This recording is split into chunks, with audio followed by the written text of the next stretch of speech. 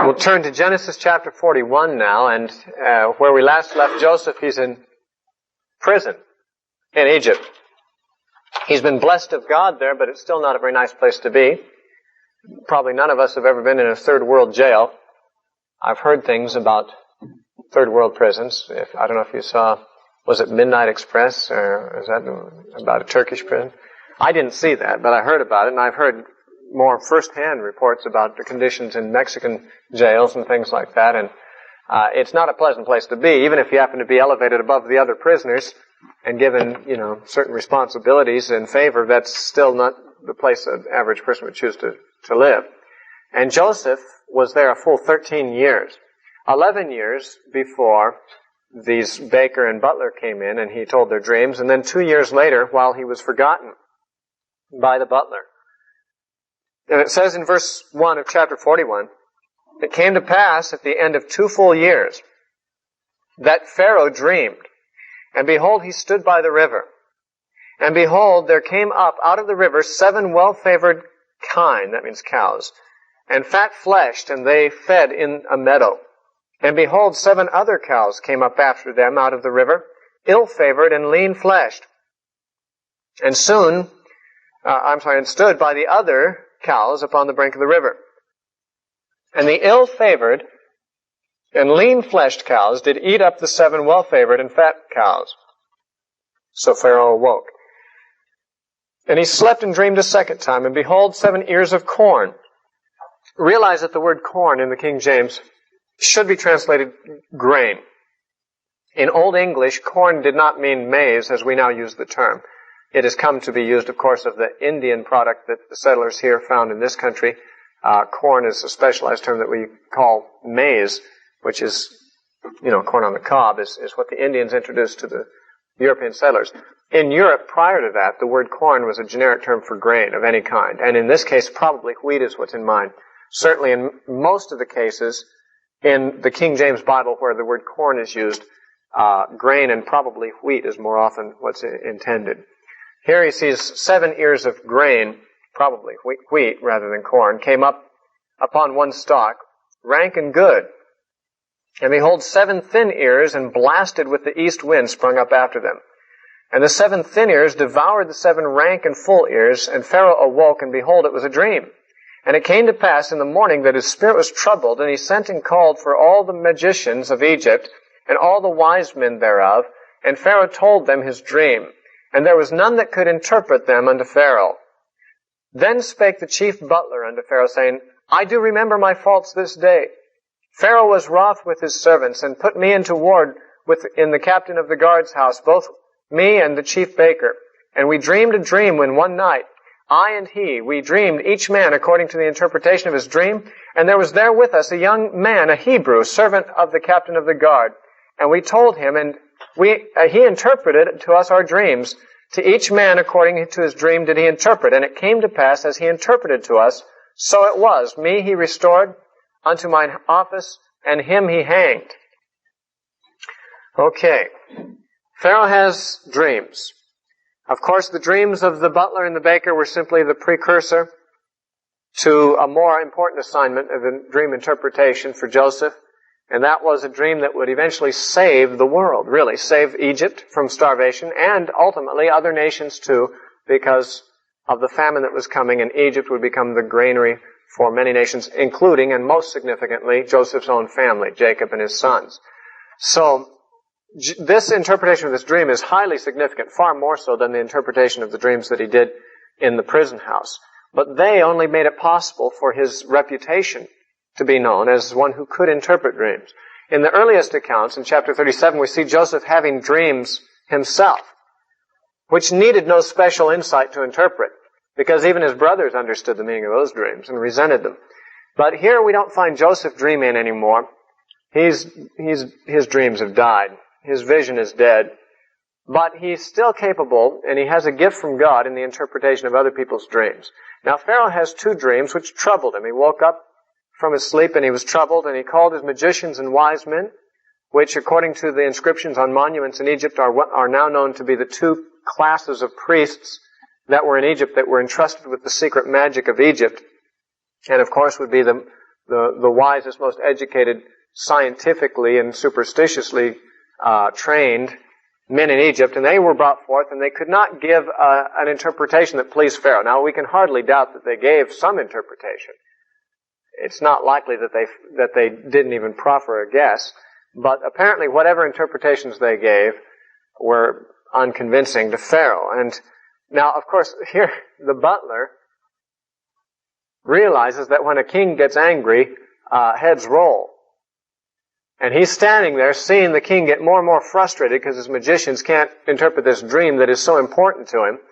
And you remember how another king at a later time in Daniel's day, King Nebuchadnezzar of the Babylonians, had a dream, and his wise men couldn't interpret it for him, and so he set off with their heads, all of them. And kings, I guess, in the ancient world tended to do that on the merest disappointment with their staff. They could have them all executed and replace them. So on this occasion where the magicians and wise men were not able to satisfy Pharaoh, the butler who's standing nearby, and obviously if the sword starts swinging, he's going to lose his head too, suddenly his memory is quickened. Oh yeah, I know a guy who can interpret dreams, I do remember my fault this day. He realizes that he's really been at fault for forgetting Joseph. But he never had any reason in his selfishness to remember Joseph until this. Why should a high-ranking government official remember a poor Hebrew slave in the dungeon? Once he'd been restored to his rank, he forgot all about it. But now, his head's on the line again, very probably. At least he realizes that the wrath of a king are like messengers of death, it says in Proverbs. And so he suddenly is quickened in his memory to remember what happened to him 2 years earlier when he met Joseph. So he told the Pharaoh what happened, and of course Pharaoh decided this was the man, at least he'd give him a try. And so verse 14, Pharaoh sent and called Joseph, and they brought him hastily out of the dungeon, and he shaved himself and changed his clothing and came in unto Pharaoh. Now by this time Joseph was 30 years old. And Pharaoh said unto Joseph, I have dreamed a dream, and there is none that can interpret it, and I have heard say of thee that thou canst understand a dream to interpret it. And so Joseph answered Pharaoh saying, it is not in me. God shall give Pharaoh an answer of peace. That is an answer that will satisfy. And Pharaoh said unto Joseph, in my dream, and then he tells the dream. He saw the fat, fleshed cows, 7 of them, and then 7 really ugly, lean, scrawny-looking cows come and eat them up, and yet they're no fatter for it. They still are as lean as ever. And then, of course, the same thing happened with the ears of grain. Now, before we go on, I might add that there are very many elements in this story that we've read so far which speak of the Egyptian flavor of the narrative. Remember, those who deny the Mosaic authorship of this book suggest that it was written by Jews living in the Babylonian captivity hundreds of years later who had never lived in Egypt and probably had no personal contact with Egypt. And yet it is impossible to imagine that such people who had never been to Egypt or had contact with Egypt or were not familiar with the culture of Egypt, that they could have written this story. There are too many things too obviously Egyptian about it. For instance, in verse 2, it says, there came up out of the river. It doesn't say which river, because Egyptians never have to say which river is the river. It's always the Nile. Now, in other countries, you'd have to identify the name of the river, but the Nile was clearly the river. Just like if you're in California, if you say the city, everyone knows you're talking about San Francisco, because that's the city. And in Egypt, the river is the Nile. And it says in verse 2 also that the first 7 cows were seen feeding in a meadow. Actually, the word meadow in the Hebrew is the word marsh grass. And this is not a Hebrew word, but an Egyptian word, because it is a word that speaks of grass that grows along the banks of the Nile and is not common to any other region. And so it was impossible to have a Hebrew word for it, since in the Hebrew habitat there was no such species of grass. And so an Egyptian loanword is brought in here to describe the grass that grows along the Nile, which would be so familiar, of course, to Pharaoh and to Joseph, and even to Moses writing this, but certainly wouldn't be familiar to the Hebrews living in exile many centuries later. Furthermore, there's many incidental things. Cows were the symbol to the Egyptians of Isis, who was the goddess of agriculture. And of course, what was being predicted here was a famine. And at first there were 7 fat cows, which to the Egyptian mind would speak of an agricultural boom for 7 years when Joseph interpreted it. But the lean cows would speak of agricultural dearth. And then the same image was brought forward with grain. So both cattle and grain would be affected by this famine. That's what these dreams actually turned out to mean. But the images are very, very much Egyptian. Also, the reference in verse 8 to calling the magicians and the wise men. As I mentioned, archaeologists have discovered from the monuments that there are 2 classes of priests that were in Egypt at this time. And the words that are used in the Hebrew here are the appropriate words for those 2 classes of priests. In other words, they're accurate to what is now known from archaeology as to what these officers were called. Another little bit of Egyptian flavor is that it says, almost incidentally, that when Joseph was called out of prison, he shaved himself. That's an interesting little item, because to the Hebrews, shaving the beard was a reproach. It was a shame for a man to have a naked face. The Hebrews' glory was in their beard. And on one occasion, David sent some messengers to an enemy, and the enemy shaved off half their beards to shame them. And when they came back, they were embarrassed, and they had to sneak back into town. And David said, well, here, shave off the other half, and then go hide yourselves until your beards are growing back, then you can come out in public again. But to a Hebrew, to shave the beard was a shame. But the Egyptians were smooth-faced. And so it's interesting that before he was brought before Pharaoh, it happens to throw in, quite incidentally, he shaved himself first. I mean, all of these little incidental factors seem to point to the fact that this is an authentic story that did originate with an Egyptian, Pharaoh, and in Egypt, even though, the arguments of the critics would have to find another way of explaining this obvious Egyptian flavor to the story. So he told the dream, and Joseph answered him in verse 25, and Joseph said unto Pharaoh, the dream of Pharaoh is one. Although you had 2 dreams, they're really 2 dreams saying the same thing. There's only one message here. God has showed Pharaoh what he is about to do. The 7 good cows are 7 years. The 7 good ears of grain are also 7 years. The dream is one. The 7 thin and ill-favored cows that came up after them are 7 years also, and the 7 empty ears, blasted and so forth, are by the east wind, came their 7 years of famine. This is the thing which I have spoken unto Pharaoh. What God is about to do, he showeth unto Pharaoh.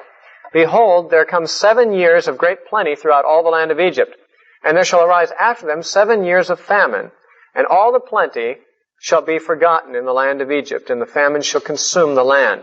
And the plenty shall not be known in the land by reason of the famine following, for it shall be very grievous.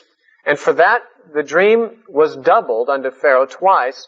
It is because the thing is established by God, and God will shortly bring it to pass.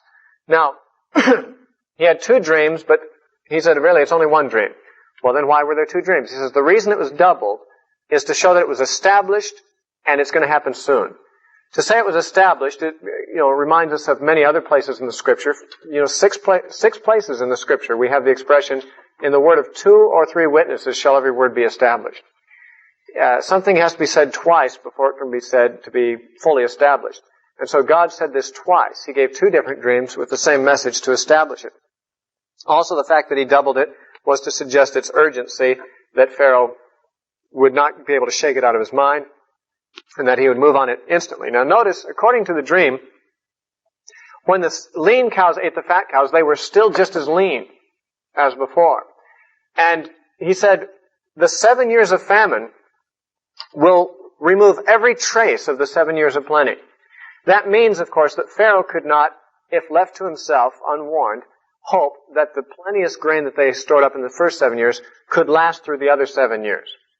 Because those other 7 years would be so severe that any surplus of grain gathered in the first 7 years, unless it was specifically set aside, it would be used up very quickly, and there would be no trace that there had ever been plenteous years. Now, what Joseph is going to suggest, since he has the king's ear, is that they specifically put some grain aside during the plentiful years so that there will be food during those other years. But the dream is warning what will happen if nothing is done. If nothing is done, if no action is taken, then those 7 years of famine are going to remove all the food, and there will be nothing to eat, and there will be no trace that there ever were years of plenty before. And so, it says in verse verse 32, he mentioned that it was doubled to show that it shortly come to pass. Now, Joseph actually, since he's got the Pharaoh's ear, gives him some advice. He says, "Now therefore let Pharaoh look out a man discreet and wise, and set him over the land of Egypt. Let Pharaoh do this, and let him appoint officers over the land, and fifth part of the land, 20% levy on the produce of the land of Egypt in the 7 plenteous years. And let them gather all the food of those good years that come, and lay up corn under the hand of Pharaoh, and let them keep food in the cities. And that food shall be for store to the land against the 7 years of famine, which shall be in the land of Egypt, that the land perish not through the famine. And the thing was good in the eyes of Pharaoh, and in the eyes of his servants. And Pharaoh said unto his servants, Can we find such a one as this man, a man in whom the Spirit of God is? And Pharaoh said unto Joseph, Forasmuch as God hath showed thee all this, there is none so discreet and wise as thou art. Thou shalt be over my house, and according to thy word shall all the people be ruled. Only in the throne will I be greater than thee. And Pharaoh said unto Joseph, See, I have set thee over all the land of Egypt. And Pharaoh took off his signet ring from his hand, and put it on Joseph's hand, and arrayed him in vestures of fine linen, and put a gold chain about his neck, all signs of royalty. And he gave him to ride on the second chariot which he had, that is, second to the Pharaoh's own chariot. And they cried before him, Bow the knee. And he made him ruler over all the land of Egypt. What a change 24 hours can make.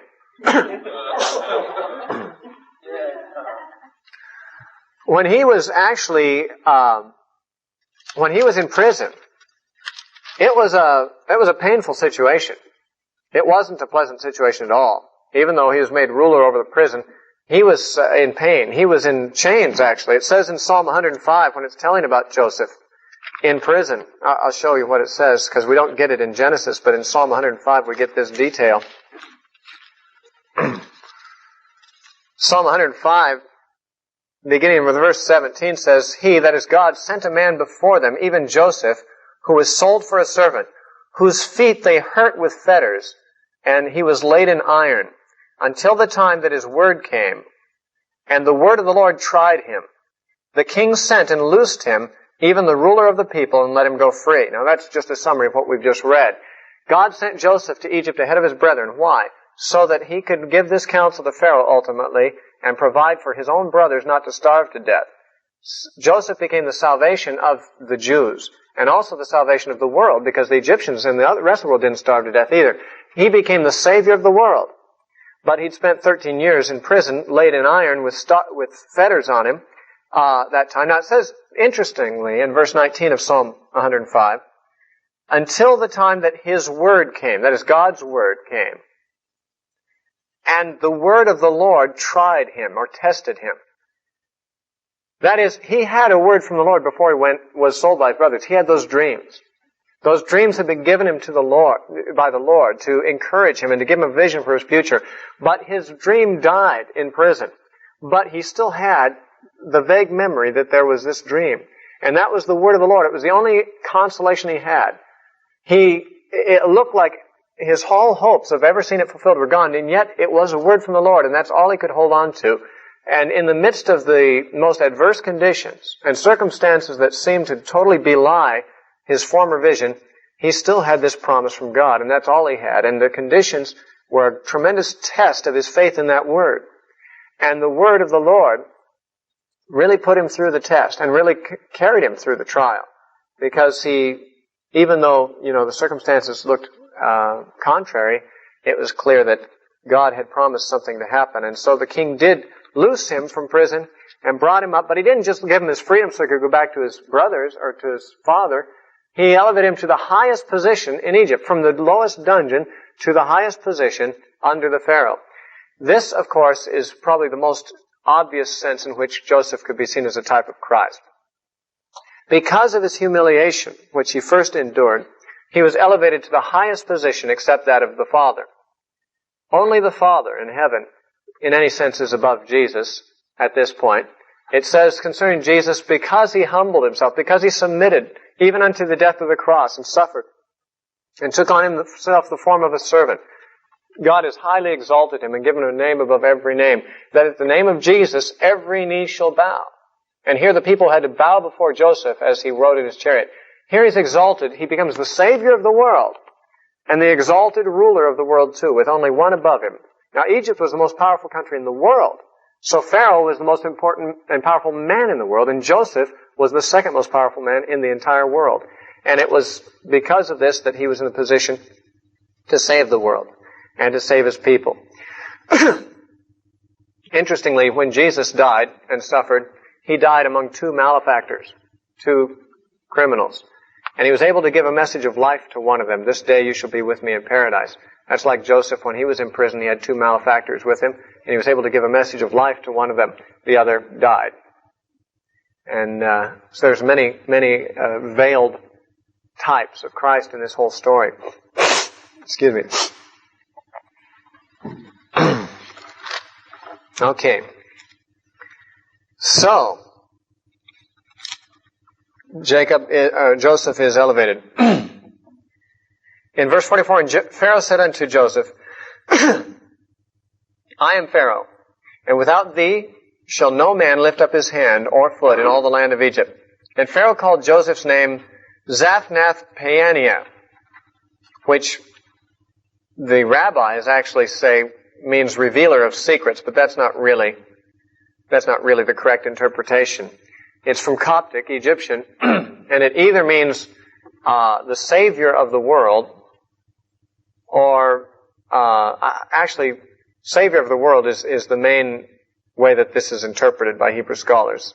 He gave him the name Savior of the world. Isn't that interesting? And it says, and he gave him a wife, Asenath, the daughter of Potiphar, a priest of On, and Joseph went out over all the land of Egypt. Now, he also took a bride among the Gentiles. Notice this connection between Christ and Joseph. He was rejected by his brethren, the Jews. And so he went among the Gentiles, and there he found a bride. Later, however, he reveals himself to his brothers, the Jews, and restores them. As many predict that there will be a great revival among Jews in the last days, that God will open their eyes to see Christ, and that many of them will be saved, if not the majority of them. But there's a lot of parallels here. He got a wife, bore children among the Gentiles. See, he was rejected by his brethren, but exalted among the Gentiles. And that's exactly the case with the history of Jesus, too. He was rejected by his brethren, the Jews, but exalted in the church, which was primarily made up of Gentile people. Verse 46, and Joseph was 30 years old when he entered his ministry, just like Jesus was when he entered his ministry. When he stood before Pharaoh, the king of Egypt, and Joseph went out from the presence of Pharaoh and went throughout all the land of Egypt. And the 7 plenteous years, the earth brought forth by handfuls, and he gathered up all the food of the 7 years which were in the land of Egypt, and laid up food in the cities, and the food in the field, which was round about every city, he laid up in the same. Now, he was taxing the people 20% of their increase, but that wasn't really a very cruel thing. Actually, IRS taxes us more than 20% of our income. And we don't complain, perhaps, about that, but he was doing it in very plentiful years, so that the other 80% would be easy enough to live on. And he was also doing it to save their lives. So I doubt if anyone really complained about paying this 20% in to be stored up. And he gathered it up, and the years were so plenteous that even 20% of it was enough to store up and last through the years of famine. And even not only for just Egypt, but other countries during the year of famine would come to Egypt to buy grain from them. It says, he gathered corn or grain as the sand of the sea, in verse 49, very much, until he left number, and he stopped keeping an inventory. He had all these cities and granaries filled with grain, and he gathered so much they just kind of gave up keeping inventory. Although Joseph was an organized man and an administrator and a manager, he probably kept track at first, but it just got to be too much. For it was without number. And unto Joseph were born 2 sons before the years of the famine came, which Asenath, the daughter of Potiphar, priest of On, bare unto him. And Joseph called the name of the firstborn Manasseh, which means forgetting. For God said, he hath made me to forget all of my toil and all of my father's house. It's interesting. Although he'd spent 13 years in prison and less than 7 years exalted, he'd forgotten. his troubling. Now, he didn't forget it academically. He remembered that he'd been through it, but he couldn't relate to it anymore. Jesus said when a woman is in labor, she has great sorrow, but he says when the child has come, all that pain is forgotten for the joy that a child is born. Well, of course, a woman doesn't forget that she had pain in childbearing, but it simply means that it's forgotten in the sense that it's no longer present.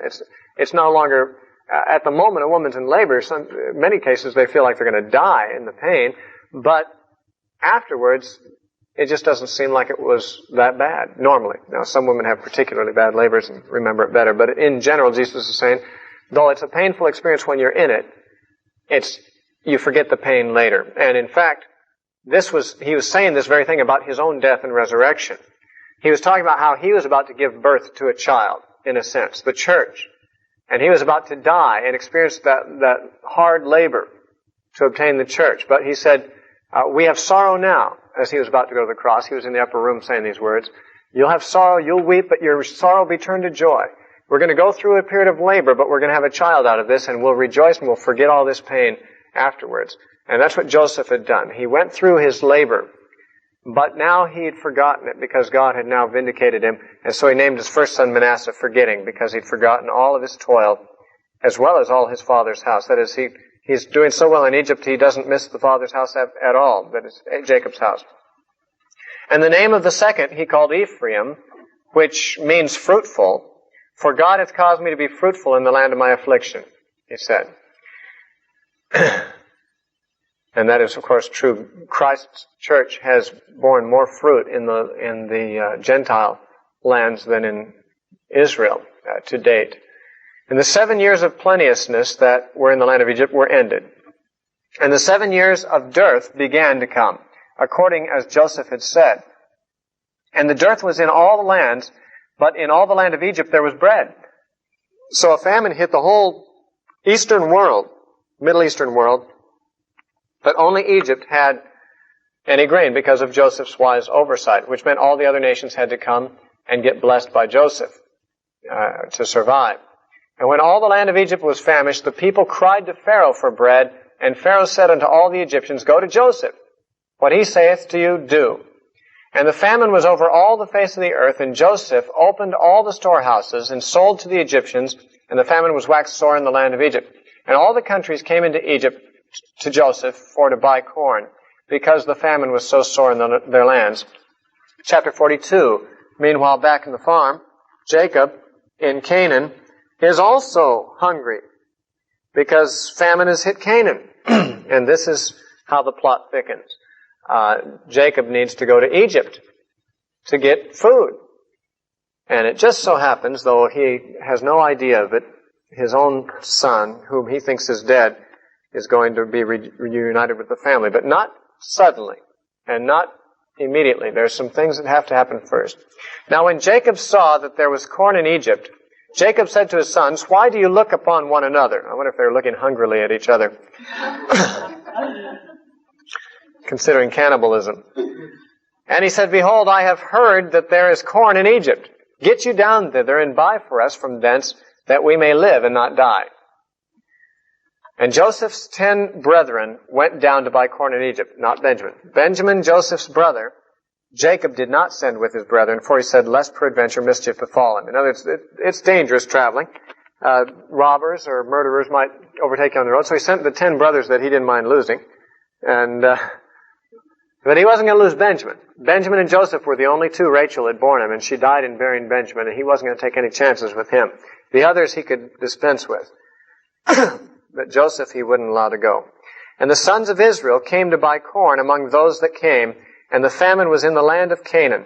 And Joseph was the governor over the land, and he it was that sold to all the people of the land. And Joseph's brethren came and bowed down themselves before him with their faces to the earth. And Joseph saw his brethren, and he knew them, but made himself strange unto them, and spoke roughly to them. And he said unto them, Whence come ye? And they said, From the land of Canaan to buy food. Now here they are, it says in verse 9, Joseph remembered the dreams which he dreamed of them, because here they were bowing down to him, even as he had dreamed, and suddenly the dream comes true. Let me just say this. Joseph, of course, had no idea that he would ever meet his brothers again in this manner. When he saw them in the crowds, the wheels must have started turning in his head, because what he did is concocted a very elaborate and brilliant plan in dealing with them, which, when you read it the first time, you get the impression he's just being arbitrarily mean. But there was a method to his madness. There was actually a brilliant strategy he had in everything that he did with them, and you'll see it this time if you haven't seen it before. That Joseph immediately must have been brilliant the way he thought of this strategy as quickly as he did just upon spotting them. Now, when he saw them, of course, there are two courses of action you might have expected that he would do. He would either say, "Aha! Now you're at my mercy. Don't you remember when you threw me into the pit? And I said you'd bow down to me? And you said, we'll see if we ever bow down to you. Well, look at you now. Grovel a little bit, won't you? You know? And then I'll have you tortured and killed." You know, I mean, he could do that. That's one reaction that he could have if he were vindictive. Or if he was of a different turn of mind, he could say, "Hey, listen, you see, the dreams came true. It's me, it's Joseph, you know? Now don't feel bad, because this is all worked out for the good, but you do have to acknowledge I was right, you know." But he didn't do either of those things. He didn't even let them know it was Joseph. He made himself strange or foreign to them. Now, we find out later, he spoke to them through an interpreter. Now, he knew their language, because they were all Hebrews. But in the years he'd been in prison, he'd learned the Egyptian language. And, of course, now there'd been 7 years of famine where he'd been an administrator in Egypt, and 2 more years by this time had passed. So he'd been administrating in Egypt for 9 years. So he was about 39 years old, because he was 30 years old when he came to power. He was almost 40 years old. They had not seen him since he was 17. He might not have even been a mature man at 17. We don't know, but he spoke a different language. Of course, they didn't expect to find Joseph there. He was dressed very differently. He was much older. They didn't recognize it was Joseph. And he decided there was some advantage in withholding that information from them for a while. So he spoke through an interpreter. He spoke in Egyptian, and the interpreters talked to them in Hebrew. This way, he could understand what his brothers were saying to each other in Hebrew. But they didn't know that he understood, because he gave the impression he only knew Egyptian. So they could talk openly among themselves in his presence without knowing that he was able to hear. And this was part of his strategy, and he was able to hear. Now, his idea, I'll tell you what his whole goal was. He could have just said, "Hey, all is forgiven." But why should he do that? They might be as murderous today as they ever were. They might not have ever repented. They might not have ever even acknowledged that they were wrong. And neither God nor godly people extend forgiveness on no basis at all. There has to be repentance before forgiveness can be given. And it was necessary for Joseph, before forgiving his brothers righteously, to find out if they had had a change of heart. And I'll tell you what was done. You've read the story. You might remember that at the end of it all, it was all orchestrated perfectly by Joseph to bring them ultimately to the crisis point, where later in the story, they are in the position to abandon Benjamin, who in Joseph's absence had taken Joseph's place as his father's favorite, obviously. And to find out whether they would do the same thing to Benjamin that they'd done to him. Because they would have the same motives. They would hate Benjamin for the same reasons that they hated Joseph before. Because now certainly Benjamin would be the one with the coat of many colors from his father. And so the plot of Joseph in all of this was to bring his brothers to the point where, through this beautifully arranged strategy, he brought Benjamin into the position where he's at his brother's mercy. Because they found the cup, you remember, in Benjamin's sack. And the arrangement was, Benjamin goes to Egypt as a slave, the others can go free. Would they do it? And it was a brilliant plan, and it took several steps to get there. And so one of the first steps was to make sure that they didn't recognize who he was. So he saw them bowing down. They didn't know who he was, but he recognized them.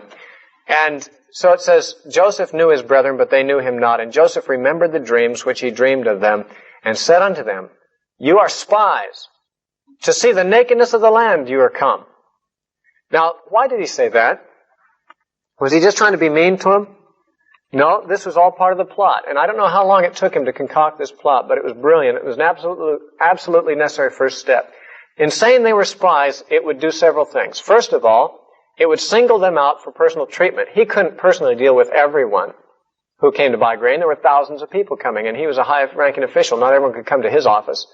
But in suggesting they were spies, it immediately made it necessary for him to give his full attention to that one case for interrogative purposes. And so he was able to extract information from them and deal with them privately. It would also give them the probable reason for telling him some of their family history. Because, in fact, the way they argued is exactly what he would expect them to argue. How can we be spies? We're 10 brothers of one man. Do you think a man's going to be so foolish as to send all of his sons on a dangerous mission? Why wouldn't he just send one or two at the most? In other words, they would basically try to convey some of their family information, and he could extract from them information about their home and about their father and so forth without revealing why he was really interested in knowing about that. And as you'll see, it was also to make them very edgy. It was necessary for them to have the impression that he was not going to be easy on them, and that they were going to be falsely accused and falsely ill-treated, wrongly ill-treated, just as they had done to Joseph, and to see whether this coming upon them would elicit from them a confession that they had done a similar thing. And in fact, it did. As soon as things went bad for them, the first thing they said is, this is happening to us because of what we did to Joseph. How many years earlier? 22 years earlier.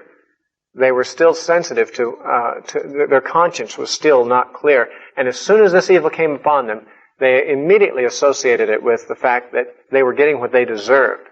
And it was necessary for him to bring them into a situation where they were being treated unjustly so that he could find out if they would recognize that they were in the exact situation they'd put someone else in, and whether they would acknowledge the wrongness of their deed. You'll see how it develops. So he blamed them with being spies, which he knew they weren't. And they said to him, "Nay, my lord, but to come to buy food are thy servants come. We are all one man's sons. We are true men. Thy servants are no spies." And he said unto them, "Nay, but to see the nakedness of the land you are come." In other words, to see the vulnerable areas of the land. You've come to pretend to buy grain, but you really came to spy out the land and see where we're vulnerable to attack. And they said, "Thy servants are 12 brethren, the sons of one man in the land of Canaan. Behold, the youngest is to this day with our father, and one is not," meaning Joseph is dead. And Joseph said unto them, "That is it that I spake unto you, saying, you are spies. Hereby ye shall be proved. By the life of Pharaoh ye shall not go forth hence, except your youngest brother come hither." In other words, you say you have a brother. In order to know that your story is true, bring your brother here. "Send one of you, and let him fetch your brother, that ye may be kept, and ye shall be kept in prison, that your words may be proved, whether there be any truth in you, or else by the life of Pharaoh you're surely spies." And he put them all together into prison 3 days. Now this was just to instill fear in them. It was necessary for him to be able to make them very afraid of him for this plot to have its effect. And so he put them into this prison for 3 days, but he did not intend to keep them there. And Joseph said unto them the third day, "Do this and live, for I fear God." That'd be an unusual thing for an Egyptian to say. It's a Jewish thing to say. But Joseph couldn't totally conceal his ethnic background. "If ye be true men, let one of your brethren be bound in the house of your prison. Go ye and carry corn for the famine of your houses. But bring your youngest brother unto me, so shall your words be verified, and ye shall not die." And they did so. So he said, "I'll just keep one of you in prison instead of all of you." Originally he said, "I'll keep you all in prison and send one of you to get your brother." But he says, "I'm a just man. I'll send the rest of you. I'll just keep one of you as surety." And so they did that. And they said one to another, "We are very guilty concerning our brother, in that we saw the anguish of his soul when he besought us, and we would not hear. Therefore has this distress come upon us." So they remember how Joseph earlier had cried to them for mercy, but they had shown no mercy. They had hardened their hearts against him. And while they thought that he was by now dead, they realized that yet this was coming on them as sort of a poetic justice for their wicked deed earlier. "And Reuben answered them, saying, Spake I not unto you, saying, Do not this sin against the child? And ye would not hear? Therefore, behold, also his blood is required." Now, they were saying this in front of Joseph, but they didn't know he could understand, because they thought he didn't speak Hebrew. So as soon as they heard this decree, they just started arguing among themselves, saying, "It's our fault. This came on us because we did that." Joseph, Reuben says, "I told you not to do that to him." And they're all arguing, and Joseph's standing there. And he understands every word, but they don't know that he does. But of course, in hearing them argue like this, it brings tremendous grief to his heart, because of course, not only does it graphically remind him of what they did to him, and of how he had wept and cried for mercy and they failed, but it also shows him that they are still carrying around the guilt of that thing, which immediately comes to the surface as soon as something goes wrong. You can tell a person with a guilty conscience, because as soon as something goes wrong, you immediately say, yeah, this is happening to me because of that. And also, he finds out for the first time that Reuben had stood up for him in the first place, because Reuben says, didn't I tell you not to do it? And so it says, they knew not that Joseph understood them, verse 23, for he spake unto them through an interpreter. And he turned himself about from them and wept, and returned to them again and communed with them. And he took from them Simeon and bound him before their eyes. This was for dramatic effect. He didn't just have them led away to prison, but in front of their faces he put the chains on them so they could see it and they could strike fear into them and so forth.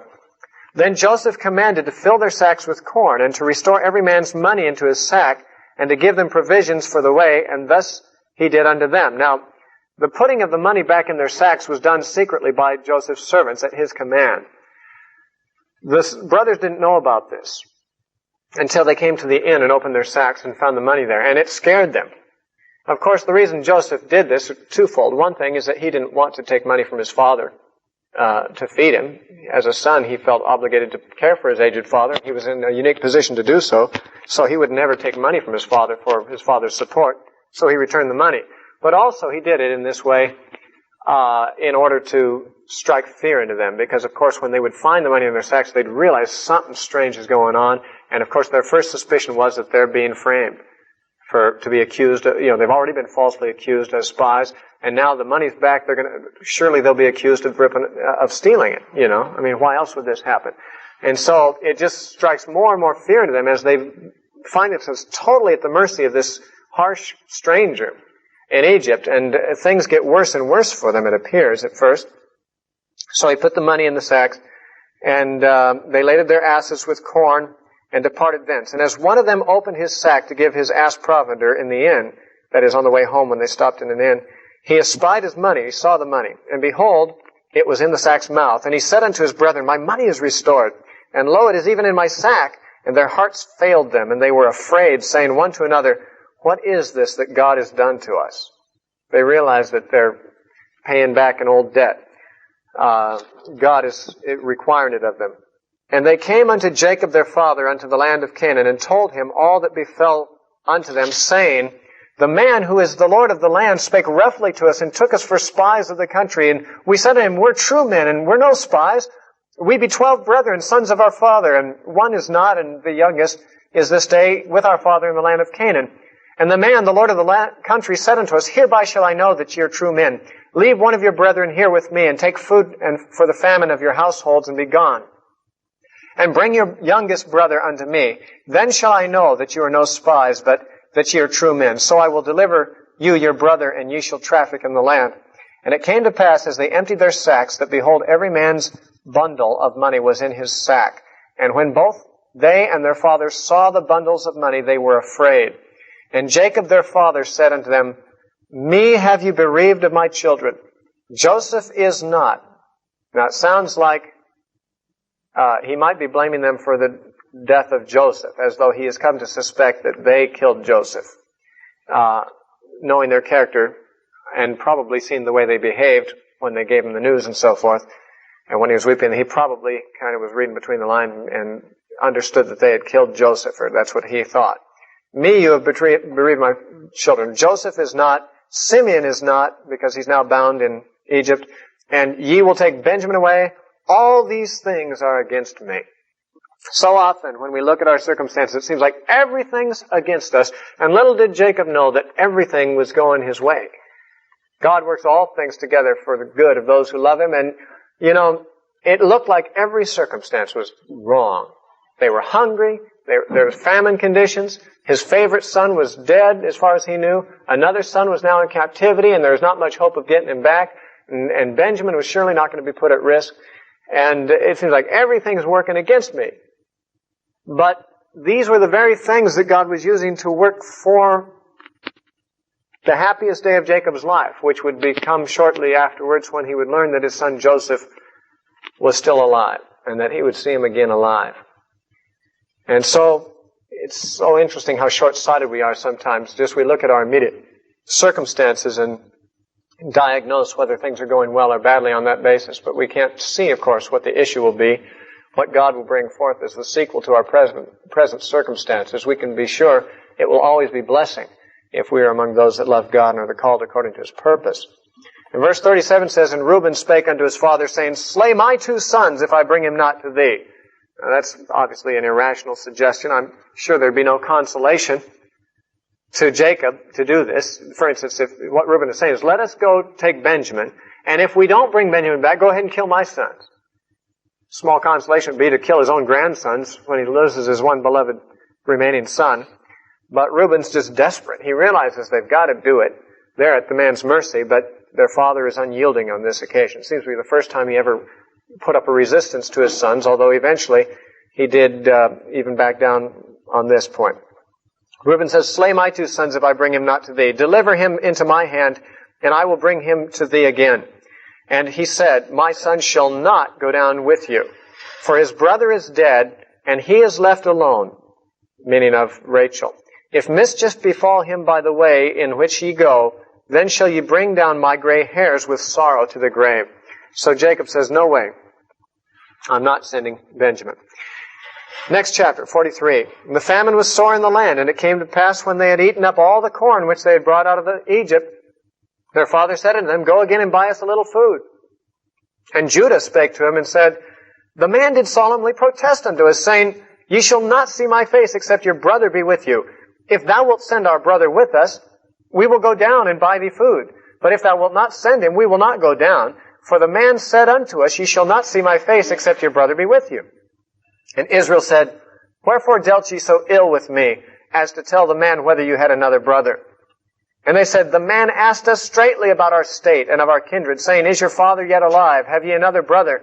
And we told him according to the tenor of these words. Could we certainly know that he would say, Bring your brother down?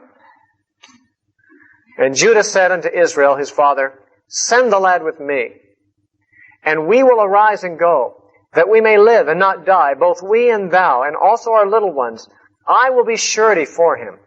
Of my hand shalt thou require him. If I bring him not unto thee, and set him before thee, then let me bear the blame forever.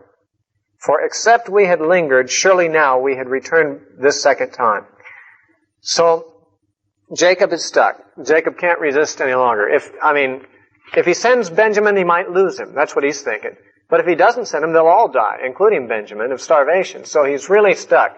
Judah steps forward and says, Listen, I'll stake my life on it, that I'll get him back to you safely. Now, how could Judah do that?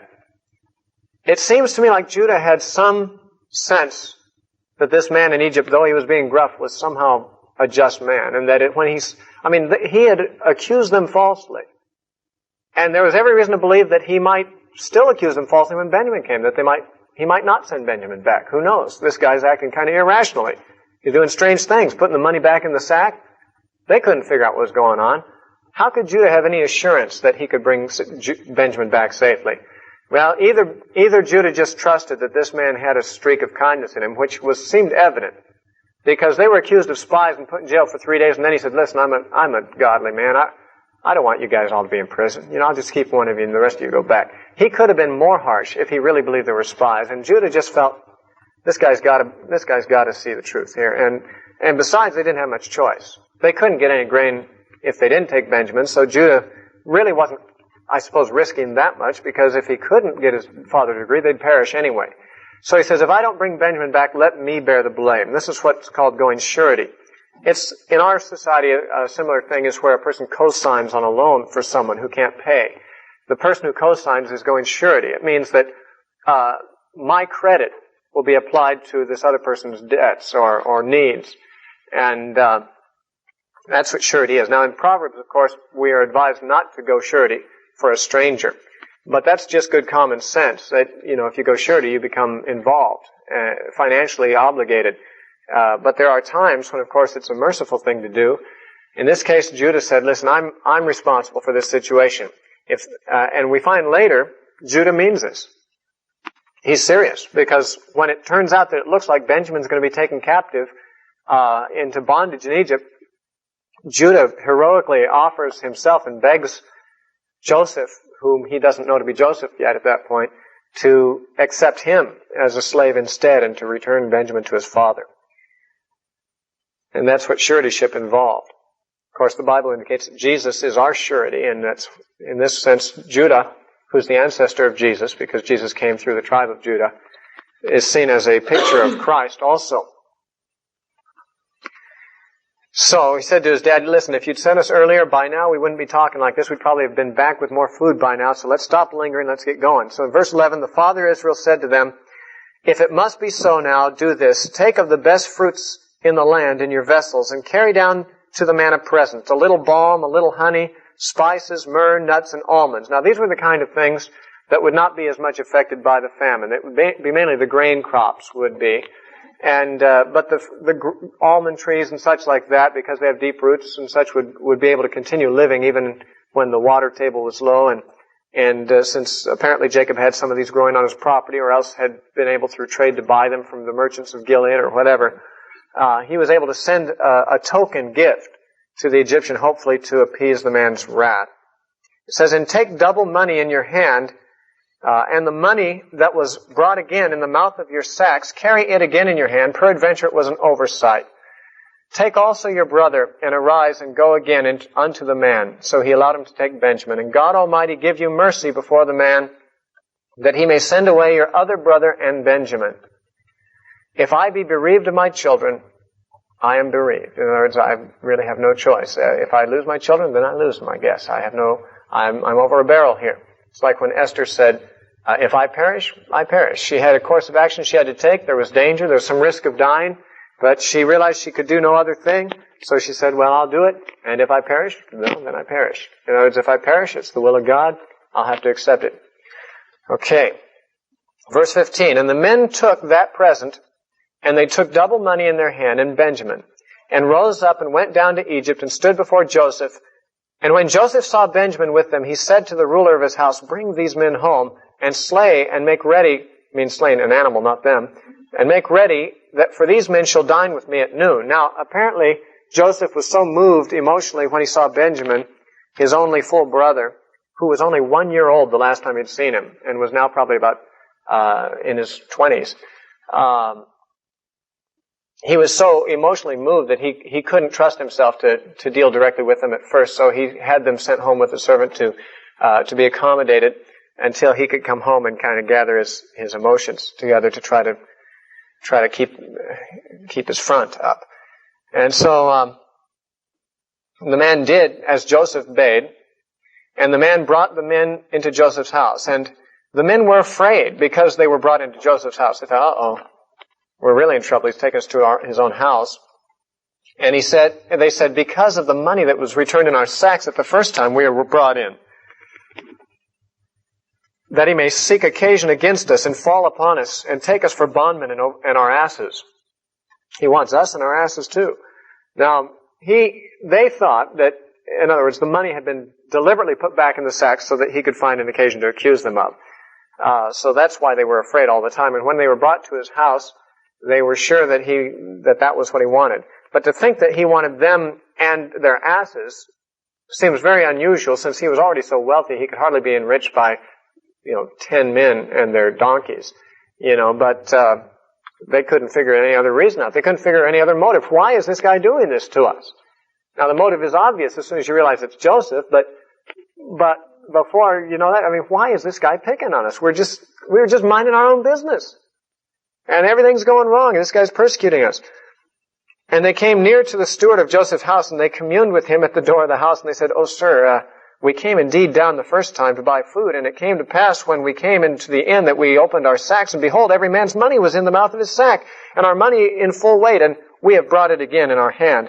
And other money have we brought down in our hands to buy food. Well, we cannot tell who put our money in our sacks." And the steward said, notice Joseph had once been a steward in a rich man's house. Now he was a rich man with a steward in his house. And the steward said, "Peace be to you. Fear not. Your God and the God of your father hath given you treasure in your sacks. I had your money, and they brought Simeon out unto them. Now, when he says, I had your money, what he means is, no, I've got it on the record, you paid, so, if you had money in your sack, that must have been a miracle of God, So they've worried about this for nothing. He says, listen, the record shows you paid, so no problem, I've got your money. You keep this money. And then he brought Simeon out, which must have encouraged them too, because if he was bringing them there to execute them, he wouldn't bring Simeon out, he'd just take them to where he was. But he released Simeon to them, and they were to have lunch with Joseph. And the man brought the men into Joseph's house and gave them water, and they washed their feet, and they gave them their asses provender, and they made ready the present against Joseph, that is the present Jacob had sent, against Joseph came at noon. For they heard that they should eat bread there. And when Joseph came home, they brought him a present which was in their hand unto the house, and bowed themselves to the earth again, bowing before Joseph, as the dreams had predicted. And he asked them of their welfare, and said, Is your father well, the old man of whom you spoke? Is he yet alive? And they answered, Thy servant our father is in good health. He is yet alive. And they bowed down their heads and made obeisance. And he lifted up his eyes, and he saw his brother Benjamin, his mother's son, and said, Is this your younger brother, of whom ye spake to me? And he said, God be gracious to thee, my son. And Joseph made haste, for his bowels did yearn upon his brother. And he sought where to weep. And he entered into his chamber and wept there. And he washed his face and went out and refrained himself. He had to wash the tears off his face so they wouldn't know he'd been weeping. And he refrained himself, he controlled himself, and said, Set on bread. And they set on for him by himself, and for them by themselves, and for the Egyptians which did eat with him by themselves, because the Egyptians might not eat bread with the Hebrews. For that is an abomination to the Egyptians. The Egyptians don't eat the same food, and they won't use the same utensils as foreigners use. So the Egyptian servants had a table by themselves, and of course he, being an important person, had a table by himself, and then he put his brothers at a table by themselves. However, it says they sat before him, the firstborn according to his birthright, and the youngest according to his youth, and the men marveled one at another. That is, he had assigned seating at the table for his brothers in order their ages. And when they sat down, they looked at each other, and they said, Do you realize something? We are arranged in the exact order of our ages. Now, with 11 men who are all within 6 years age of each other, some of them exactly the same age as each other, within a few months, that would be kind of a coincidence, that they were all set in order of their age. Of course, Joseph knew their order, but they didn't know it was Joseph, and they marveled. They said, What's really going on here? And it says, He took and sent messengers unto them from before him, and Benjamin's mess, that is his servants, was 5 times so much as the others. And they drank and were merry with him. Now, giving a person a larger portion of food in the Orient is considered to be a sign of honor. In some societies, a double portion. In some societies, a 4-fold portion, and in Egypt, apparently a 5-fold portion. Princes were given this measured amounts, multiples of what other people were given. But here, of course, Benjamin was being shown favoritism, and you might wonder what the brothers were thinking.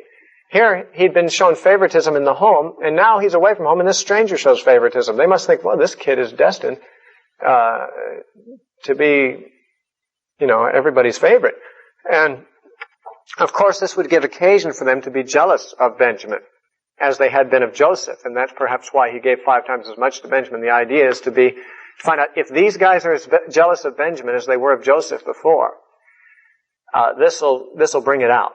And in chapter 44 it says, And he commanded the steward of his house, saying, Fill the men's sacks with food, as much as they can carry, and put every man's money in his sack's mouth, and put my cup, the silver cup, in the sack's mouth of the youngest, meaning Benjamin's, and with his corn money.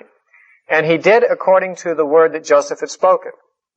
As soon as the morning was light, the men were sent away, they and their asses.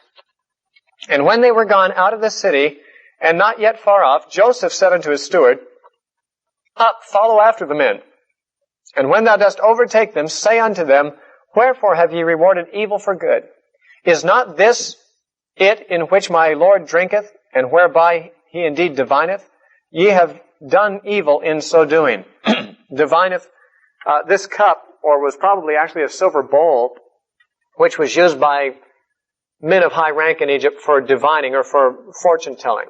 Ordinarily what they'd do is they'd put water in the bowl and they'd sprinkle gold dust on top of it, and then they would somehow interpret the way the light was refracted off the ripples and the gold and so forth, and it was sort of like reading the gizzards of chickens and things like that. It's just a way of divining or astrology. Now whether Joseph ever really used it for that or not, he probably had one, just because all high-ranking people would have one of those. That's just kind of a normal fixture in the house of the wealthy. But it is implied, at least the steward implies, that it was a divining bowl that Joseph used, but that we don't have any record that he really did use divination personally.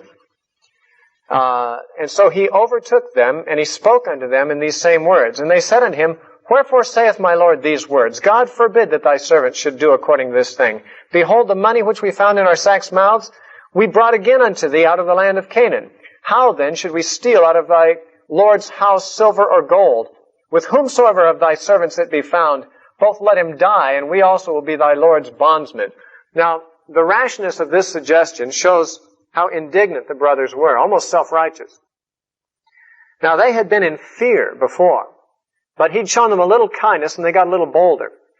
But they should have been smart. I mean, they should have known that if some trickery had been done before to put money in their sacks, and now they're being accused of taking the cup, they should have looked first before they spoke. I mean, they should have known that someone in Joseph's house was putting things into their sacks, and they shouldn't risk things on the mere indignation of being falsely accused.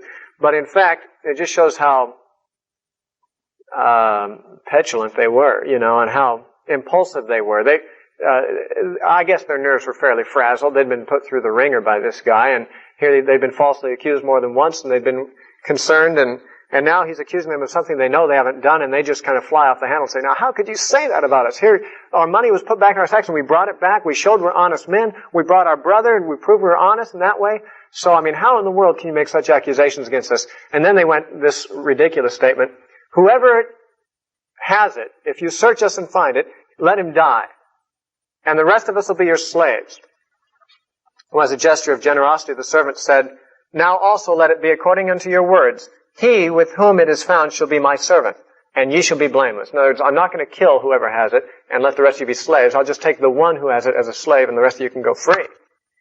And so that sounded like a generous offer. However, it was still totally unacceptable when it turned out to be Benjamin who had to be kept. And they speedily took down every man his sack to the ground and opened every man his sack. And he searched and began at the oldest, of course, to cause this suspense to mount, because it was in the sack of the youngest. Started at the oldest and left at the youngest, and the cup was found in Benjamin's sack. And they tore their clothes. Now, here the strategy has come to its apex. Everything that Joseph has done has been absolutely necessary to bring it to this point. Because, first of all, he had to treat them roughly and keep Simeon with those false accusations of them being spies in order to procure Benjamin. The only way he could get Benjamin to come was to put this pressure upon them that they had to bring him to loose Simeon, see? So he had to accuse them of being spies and keep one of them behind and treat them this way just to get Benjamin under his power. He couldn't do this, what he was trying to do, unless Benjamin was out of Jacob's house and in Joseph's control. So he had done all of this to this point just so it could come to this. The point is now, look what's happened to Benjamin. The arrangement is this. Benjamin has been found with the cup in his sack. He is to be a slave. By the agreement of the brothers, he is to be a slave of the man in Egypt. They are in the position to be free men. Now, of course they would have had similar feelings, Joseph feels, about Benjamin as they had toward Joseph. Some years earlier, some 29 years earlier, or whatever it was, they had been willing to get rid of Joseph because he was father's favorite. Now would they do it again? Here's Benjamin, father's favorite, and even to rub salt into the wound, he has given Benjamin 5 times as much food as them just to sort of stir up any kind of jealousy that might have been in them, just to see if it was there. And now they're in the position where they could go back to their father and say, hey, we couldn't do anything. Poor Benjamin, he had the sack. Well, he must have been guilty. He must have ripped him off. Justice is done. Another son gone, but, well, what could we do? You can't blame us. We're innocent of the matter, And they were in the position to walk away free and to just get rid of Benjamin, which, according to Joseph's suspicions, they might have always wished they could do. And this was their perfect opportunity to sell him up the creek. And to have no personal blame for it either. They could just dispose of him, and unlike when they disposed of Joseph, they could do it totally with a clean conscience. Because they could say, hey, it was not in our power. And so, the fact that they, instead of doing that, which they clearly could have done, but instead were concerned about their father, and about what it would do to their father if they came back without Benjamin, and that Judah came and then offered himself in the place of Benjamin, this was the ultimate evidence that repentance had taken place, at least on the part of Judah, and apparently on the part of the other brothers, because we don't find any of them saying to Judah, you can go back if you want to, I'm going home, They all risked their necks by going back into Egypt. And of course, by doing so, they were siding with one that was an accused thief. In which case, they were all endangering themselves. If they were now free to go home. But if they went back to Egypt, they might never be free again. They might even be executed for all they know. So what we find them doing is risking their own necks and their freedom, which they could have chosen to take, in order to save Benjamin. Which is just the opposite of what they did for Joseph. And this is the evidence that Joseph was looking for. And so they laid at every man his ass, and they returned to the city. They wouldn't think of going on without Benjamin. They tore their clothes as a sign of their mourning and grief. And Judah and his brethren came to Joseph's house. Now, Judah and his brethren. Why Judah and his brethren? Because he's the one who shows himself to be a true, broken, repentant, in this case, more than the others. They came to Joseph's house, for he was yet there, and they fell before him on the ground. And Joseph said to them, what deed is this that thou hast done? Know ye not that such a man as I can certainly divine? In other words, don't you know that I have occultic practices at my disposal to determine when someone has ripped me off? Of course, it wasn't a very sensible suggestion since his divining cup was in the sack of Benjamin. He couldn't be at home divining to find out who took it. And so it's not likely that he really did divine. It was just basically saying, how did you think you could get away with this? And Judah said, what shall we say unto my Lord? Here's his petition. This is Judah's intercession. We saw Abraham intercede for Sodom, but not with anything like the pathos that we find in Judah's intercession for Benjamin, because he is exactly in the position of an intercessor. There is one who is in the position to do harm. There is another person who's in the position to receive the harm and deserves the harm, apparently. But there is another, an intercessor, who stands between and offers himself and says, take me instead. This, of course, is what Jesus did, our surety before God. And this is the speech that is just, it takes up the remainder of the chapter, and we can be glad that it wasn't made any shorter because of its richness and because of the heart of Judah that we can see as he made it. It says, Judah said, what shall we say unto my Lord? What shall we speak? Or how shall we clear ourselves? God has found out the iniquity of thy servants. Behold, we are my Lord's servants, both we and he also with whom the cup is found. And he said, Joseph said, God forbid that I should do so, but the man in whose hand the cup is found, he shall be my servant, and as for you, get you up in peace unto your father. Then Judah came near unto him and said, O my Lord, let thy servant, I pray thee, speak a word in my Lord's ears, and let not thine anger burn against thy servant, for thou art even as Pharaoh. My Lord asked his servant, saying, have ye a father or a brother? And we said unto my Lord, we have a father, an old man, and a child of his old age, a little one. And his brother is dead, and he alone is left of his mother, and his father loveth him. And thou saidst unto thy servants, bring him down unto me, that I may set mine eyes upon him. And we said unto my Lord, the lad cannot leave his father, for if he should leave his father would die. And thou didst say unto thy servants, except your youngest brother come down with you, ye shall see my face no more. And it came to pass, when we came up to thy servant my father, we told him the words of my Lord. And our father said, go again and buy us a little food. And we said, we cannot go down if our youngest brother not be with us. If our youngest brother be with us, then will we go down, for we may not see the man's face except our youngest brother be with us. And thy servant my father said unto us, ye know that my wife bare me 2 sons. And the one went out from me, and I said, surely he is torn in pieces, and I saw him not since. And if ye take this also from me, and mischief befall him, ye shall bring down my gray hairs with sorrow to the grave. Now therefore, when I come to thy servant my father, and the lad be not with us, seeing that his life is bound up in the lad's life, it shall come to pass when he seeth that the lad is not with us, that he will die. And thy servant shall bring down the gray hairs of thy servant our father with sorrow to the grave. For thy servant, meaning I, became surety for the lad unto my father, saying, if I bring him not unto thee, then I shall bear the blame to my father forever. Now therefore I pray thee, let thy servant abide instead of the lad, a bondman to my Lord, and let the lad go up with his brethren. For how shall I go up to my father, and the lad not be with me? Lest peradventure I see the evil that shall come upon my father.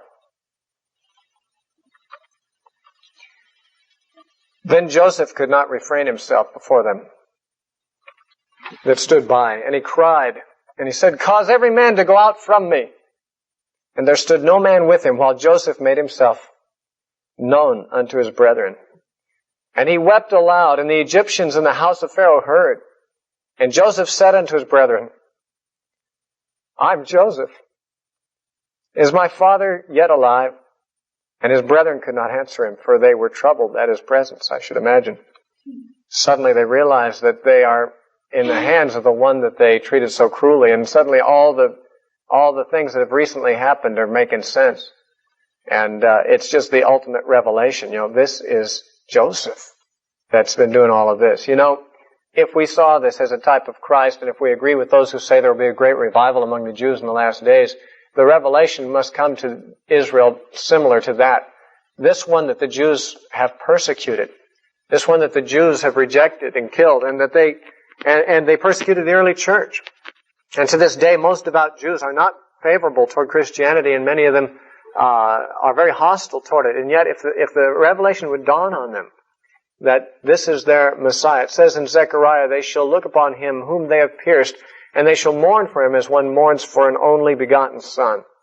And to put it mildly, it says they were troubled at his presence because the revelation hit. Not only does it mean that they realized that they were at the mercy of Joseph, but that they could hardly keep what they'd done to Joseph a secret any longer from their father. It was absolutely impossible. The truth was going to have to come out. And they'd have to stand the shame not only of confessing their father the evil deed they'd done, but of allowing him to live in deception and grief over it, when they could have relieved his grief at any time by saying, well, Joseph's probably still okay, he's just a slave, he's not dead. But they wouldn't, of course, do that before this. They have no choice now. Joseph said unto his brethren, come near to me, I pray you. And they came near, and he said, I am Joseph your brother, whom you sold into Egypt. Now therefore be not grieved, nor angry with yourselves that ye sold me hither, for God did send me before you to preserve life. For these 2 years hath the famine been in the land, and yet there are 5 years in which there shall neither be earing or harvest. And God sent me before you to preserve you a posterity in the earth, and to save your lives by a great deliverance. So now it was not you that sent me hither, but God. And he hath made me a father to Pharaoh, and the Lord of all his house, and a ruler throughout all the land of Egypt. Haste ye, and go up to my father, and say unto him, thus saith thy son Joseph, God hath made me Lord of all Egypt. Come down unto me, tarry not, and thou shalt dwell in the land of Goshen, and thou shalt be near unto me, thou and thy children, and thy children's children, and thy flocks and thy herds, and all that thou hast. And there will I nourish thee, for yet there are 5 years of famine, lest thou and thy household and all that thou hast come to poverty. And behold, your eyes see, and the eyes of my brother Benjamin, that it is my mouth that speaketh unto you. And ye shall tell my father of all my glory in Egypt, and of all that ye have seen. And ye shall haste and bring down my father hither. And he fell upon his brother Benjamin's neck and wept, and Benjamin wept upon his neck. Moreover, he kissed all his brethren and wept upon them. And after that his brethren talked with him more. They were just silent, stupefied until this time. And afterward he relieved them a bit of their shock, and then they talked with him. Now, he sees, the most remarkable thing about Joseph is his total lack of vindictiveness. Of course, by now he's forgotten the pain and he's seen that God's hand was in it. But that's just probably the important lesson out of Joseph's life, is to see that God's hand is in it, even when we're treated unjustly by other people. I've known myself at one time in my life, I used to think, well, I can accept anything from the hands of God. But from the hands of men, that's another story. I mean, I can trust God to do right by me, even if it's painful to me. But when men sin against God, I can't assume they're doing the will of God, because they're sinning. And therefore, there are troubles that may come upon me at the hands of men that are not the will of God. And those are the hardest ones to take. It's easy, if you know your troubles come from God, to receive them from Him. Say, well, God, you know it's best. But if you think they're not coming from God, and that they're coming from man, it makes it all the more bitter. Because you figure these are things that I needn't go through, except these people are ripping me off, and if they were obedient to God, this wouldn't happen to me, and so forth. But Joseph saw the hand of God even in those that afflicted him who were in sin. His brothers certainly were in sin when they sold him in, but he says, that was God sending me there. An old writer named Thomas Watson, a Puritan writer, said, no matter who brings your afflictions, it's always God that sent them. In the book of Job, we see, of course, that Satan brought afflictions to Job, but it was God who sent Satan to do it. And therefore, no matter how sinful the agent is who brings calamity to our life, it is always God who has permitted it and ordained it for our good. And that is hard for us to see. But realize that there had to be a Judas to betray Jesus to fulfill the plan of God too. That doesn't mean God made Judas do it. He uses sinners. People sin, and God is strong enough to manipulate all circumstances to even cause their sins to turn out right. It says in the Psalms, He maketh even the wrath of man to praise Him.